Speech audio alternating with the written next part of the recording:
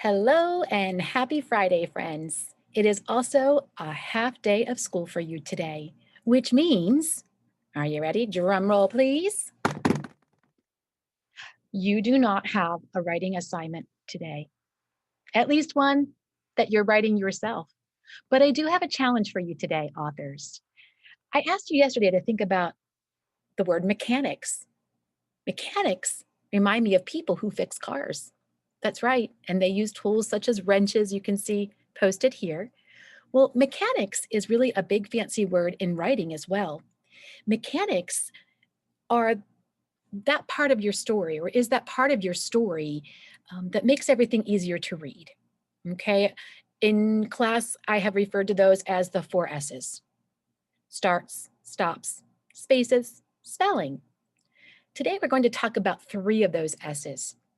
Okay. And our goal is to be able to use those mechanics. So read it with me. I can use mechanics. And remember, mechanics is really just a fancy word for fixing up my writing so it's easier to read. Sometimes this is easier for us to do after we've written a story.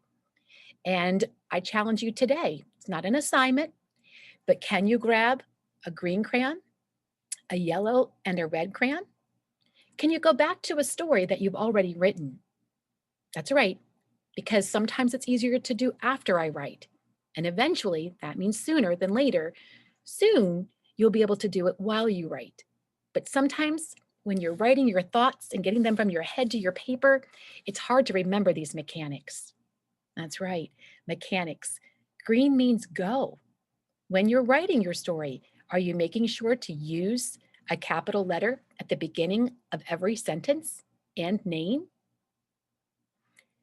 Yellow means slow down. As you're writing, are you remembering to use spaces between your words to make your writing easier to read? And red means stop. Are you using an end mark at the end of every sentence?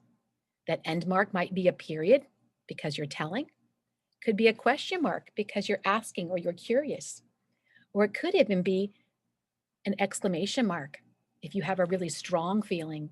It doesn't always have to be happy, but if you're just feeling really strongly about something, it could be that you're really mad, frustrated, sad, or even glad. And so we don't use exclamation marks a lot, only at the end of those sentences where we have strong feelings. And so here's your challenge today. And if you don't get a chance to do it today, I'll remind you again next week. Take out your green crayon. And first, color the first letter in your story. Did you start with a capital letter? If you did, great. If not, this is your chance to be a mechanic and fix it. Fix that lowercase into a capital letter because it is important. And you had better start a sentence with a capital letter. And then as you're reading, check to see if you can touch each word or that there's enough space between the words to make your writing easier to read. If not, you might want to squeeze a yellow line in between the words to separate them. And then when you stop reading or you find yourself taking a breath, it might be because you're at the end of a thought or a feeling. And that's where you want to take your red crayon and make sure that you have an end mark. And there you go. That would be your first sentence in your story. And then you would start over again. Green means go. Did you check the next sentence to see if it starts with a capital letter? If you didn't, that's your chance to be a mechanic and fix it up. And remember, we wouldn't want to get the blame if we forgot to capitalize a name. So if you're using names in your story of people, important places, then you want to make sure that you start those names with capital letters too. And you would keep going through this process over and over to make sure that your story has all of those mechanics in within it so that it's easier for the reader to read.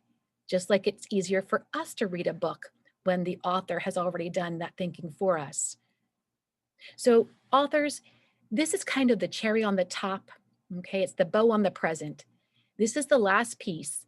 And you know what? There are so many pieces and parts of writing, so many. Please don't get discouraged if this is frustrating for you. Know that we'll be working on it and we're here to help you. And I have really enjoyed my time with you this week talking about narrative stories, particularly today, talking about these conventions, which is another word for mechanics. So all these big words mean are that you're going to go back and fix up your story so that it's easier to read. And at that point, that's the easy part. You don't have to worry now about getting those thoughts from your head to the paper. They're already there. So maybe with a grown up, if you don't get a chance today, maybe one day next week, either as you are writing, maybe you could use these colors to help you as you go, or after you write. Okay, we call that editing. We're editing our work to make sure that we have all the right things in the right places to make our writing easy to read. So I hope you've enjoyed the lessons that we've shared with you this week, and I hope that they were a help to you for writing. We'd love to have your feedback because as we move forward, we'd love to be able to include more videos in hopes that they help you in your time working, especially when we are not together. So have a great weekend. Remember Monday, no school, Columbus Day. We're back again then on Tuesday for some more learning and fun.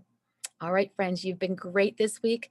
Your stories are awesome. Can't wait to read more. Keep up the wonderful work. Take care.